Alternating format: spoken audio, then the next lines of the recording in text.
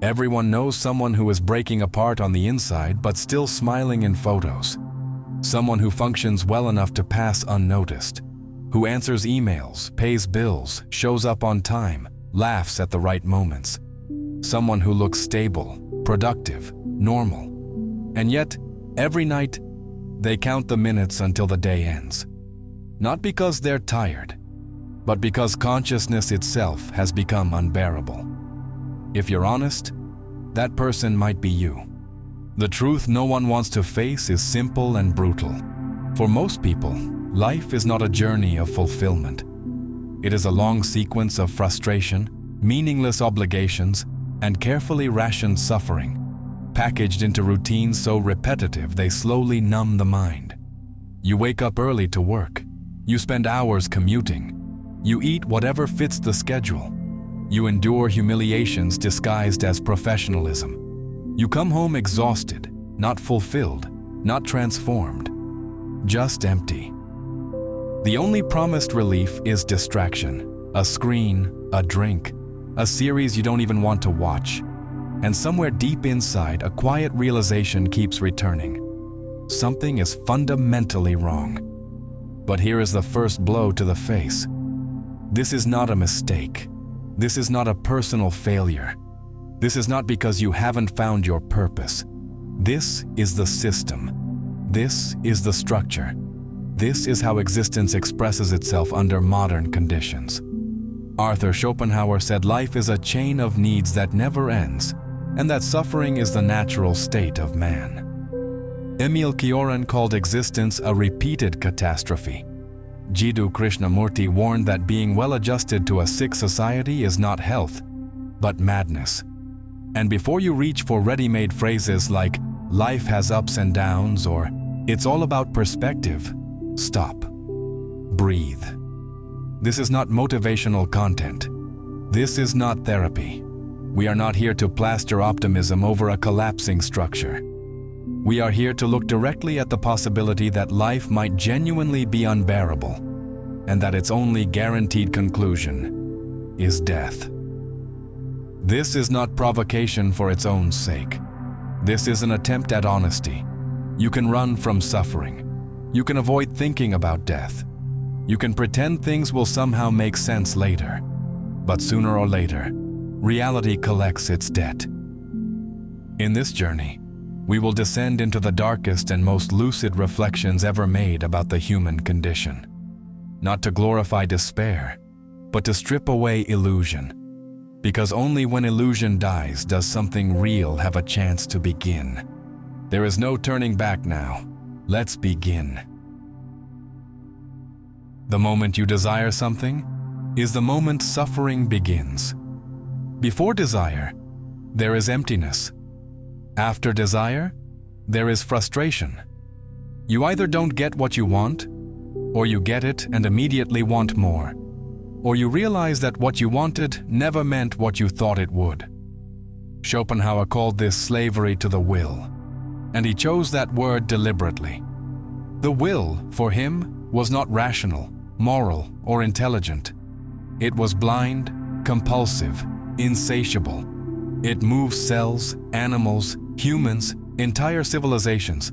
Life is not guided by reason. It is driven by lack. The will wants, and as long as it wants, you suffer. Modern culture refuses to accept this. Instead, it sells ambition, purpose, goals, identity. Follow your dreams, they say.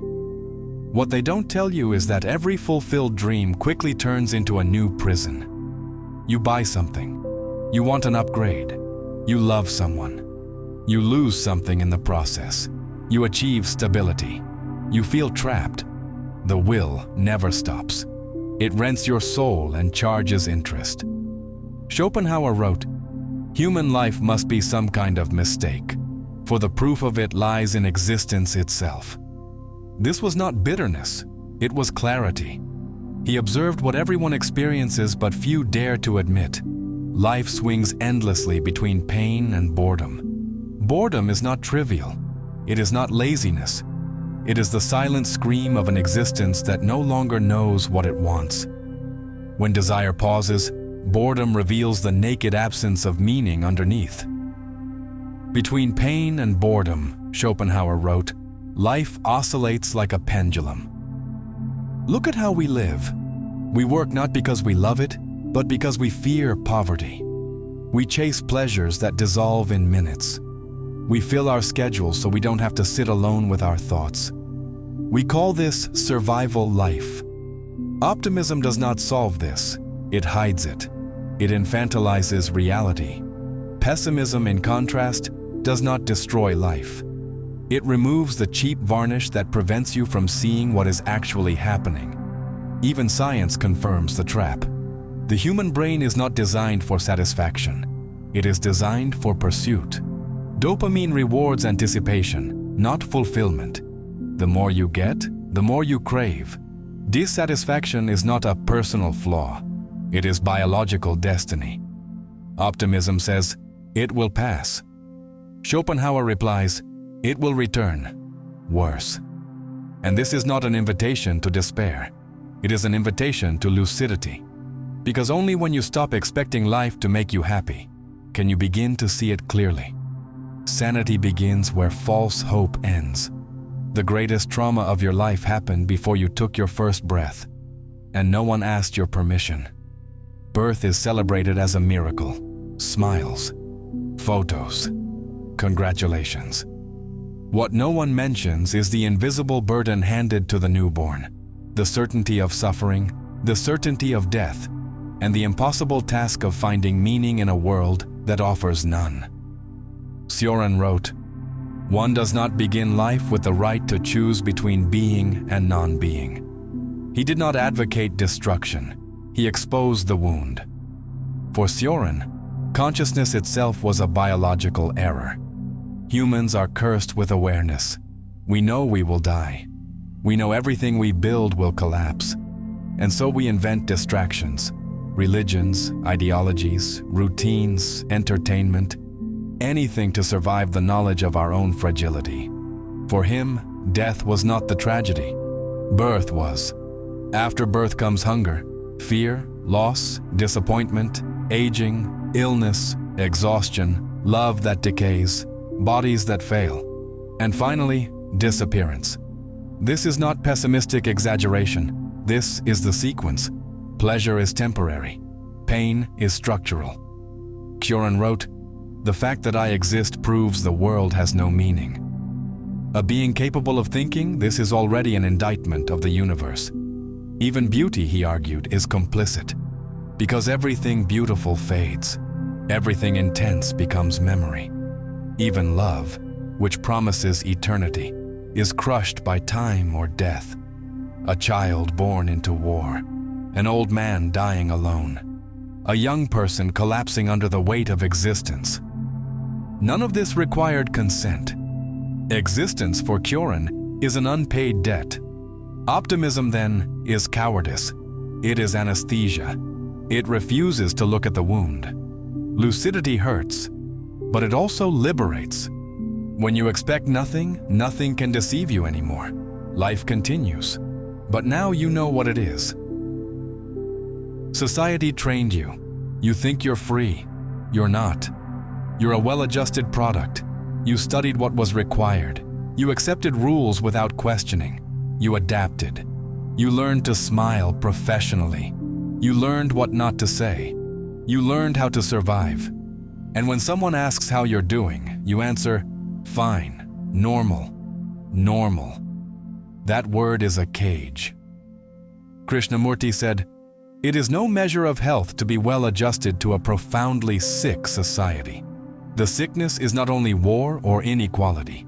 It is the entire structure of living mechanically, where functioning matters more than awareness, where difference is punished, where sensitivity is weakness. From childhood, you were conditioned. School, church, company.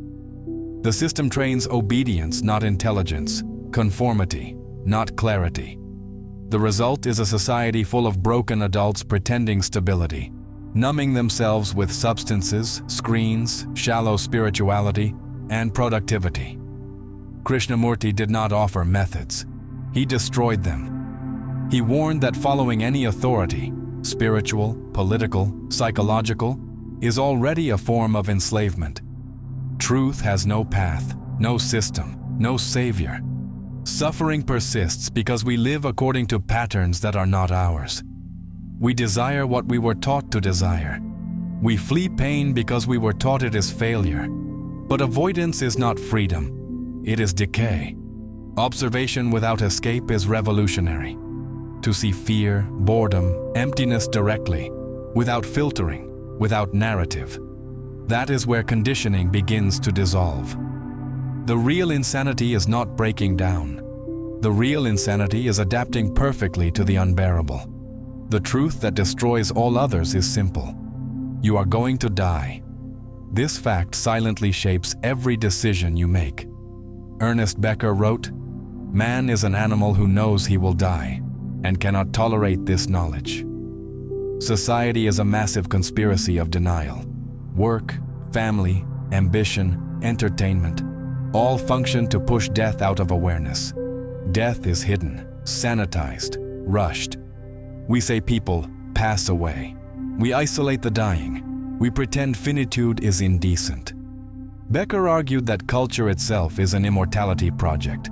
Status, legacy, ideology, faith, all attempts to matter beyond death. What moves the world is not love. It is fear of annihilation.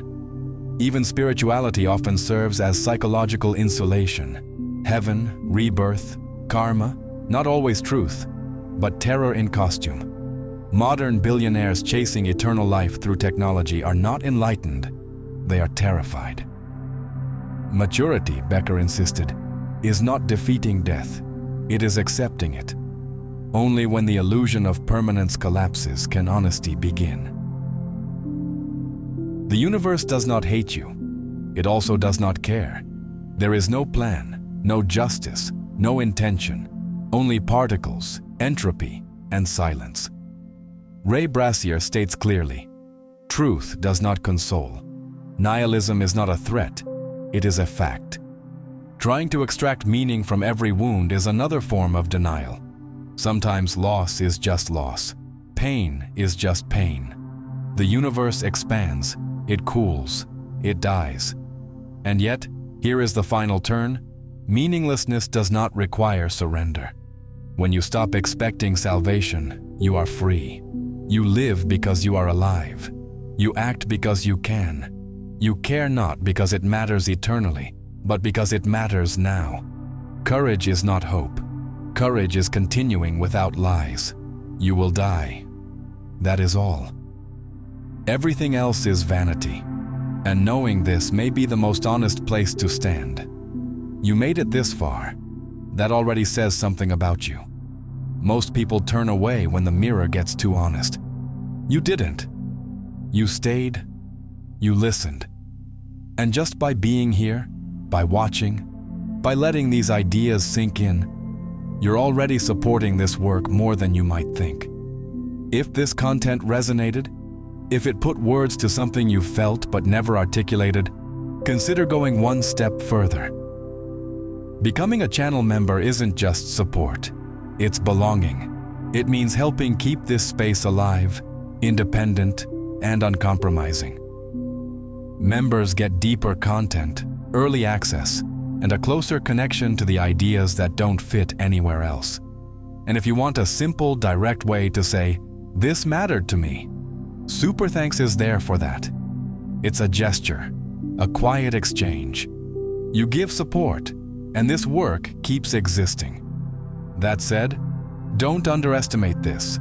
Watching, returning, sharing, thinking, all of that already helps. Whatever you choose, thank you for being here. In a world built on noise, your attention means more than money.